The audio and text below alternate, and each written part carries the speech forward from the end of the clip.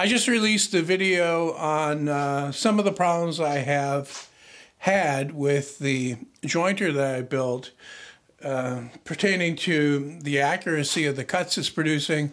And that was related to the materials that I use mainly, and also some of the things that I did while building it, some of the shortcuts. I didn't really take shortcuts. It's that I didn't pay attention to some of the things that I should have paid attention to. And that was basically the message of that video. So I recorded that video that I'm talking about several days ago, and I edited it and I uploaded it. And I was going to release it before this, but then I said to myself, no, what's the value of this video, John? I really couldn't even come up with a title for it until I watched it again.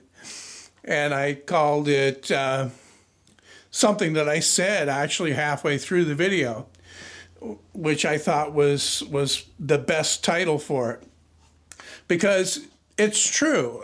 If I had spent more time in the beginning here making sure that what I did was precise, then it would have worked out for me a little bit better. Still not perfect because the materials that I'm using are not perfect, but it would have been, I wouldn't have had to do so many things. Part of the idea behind building this was to use things that I already had. Now, I had already had everything. I haven't bought a single thing that I've used on this so far. Like, I haven't bought it especially for this. Everything that you see here, I already had and was either earmarked for some other project, like the steel top there was for an earlier table saw project that I was going to do. I bought the steel, I think 4 years ago, 5 years ago, 6 years ago, because I actually brought it here when I moved here, and that's 5 years ago. So I was trying to do it in the cheapest possible way, and it is possible to do that. It's like everything else that I do. I generally don't go out and buy the ideal product for what I'm doing. I always try to make do with what I have, and that's the point of this.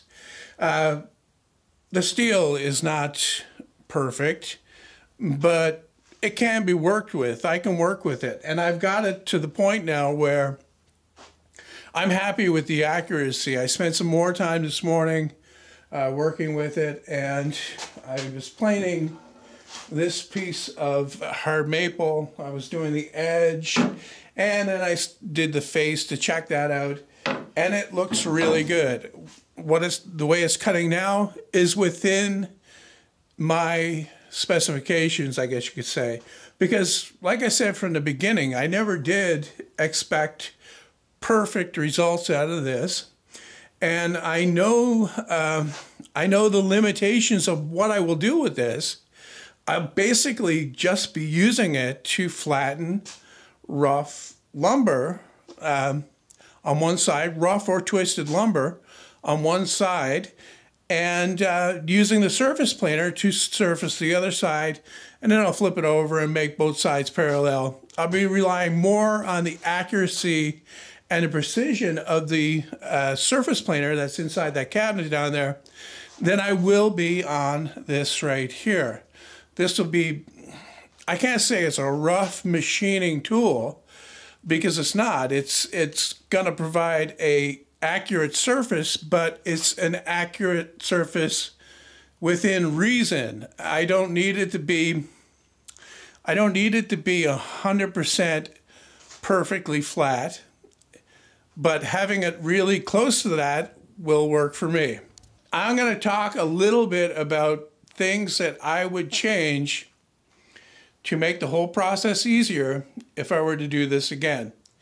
First of all, I would use the same structure of the two wide rails that are side by side, but I would pay closer attention to the bracing that goes between them, that connects the two, to make sure that they wind up being perfectly in line and parallel with each other. because like I said in the last video, that's the foundation for the jointer right there. And if that's off, then that throws everything else off that comes after it. Now, as for the way the outfeed table is structured, that's fine. I like that. That was really good. I've got no problems with that. The infeed table, I would make the inclined plane longer to cover the full length. I talked about this before. Right now it's at 45 degrees. It's only on part of the total distance. I've managed to make it so that that's not an issue anymore, but it took a lot of work to get there. And I think I would have more success if I had have made the inclined plane longer. Next thing that I would change is I would use better steel for the top. I would not only switch it to cold rolled steel, which is flatter to begin with, I would also increase the thickness out to at least 1/4 inch. I think if I were to do it again for myself, I would go with 3/8 of an inch thick steel. And basically that would just sit on top of those tables and be flat. So I wouldn't have any adjustment to do. And they would be held down with just 2 screws, one in the front and one in the back. And that'll be all there is to it. And then I wouldn't have all this monkeying around to do with trying to flatten the table so that the steel sits flat down on it. Because this steel, being only 1/8 of an inch thick, conforms to the surface that you screw it down to. And you need more screws to hold it down flat. So not only is the steel not straight, if the table underneath is not straight as well, then when you screw it down to it, that either, adds to the problem or slightly corrects it, but it's unpredictable unless you have an absolutely flat surface underneath to screw it down to. And so to eliminate that, you would start with tops that are absolutely flat and straight, which would be the thicker steel, the cold roll steel.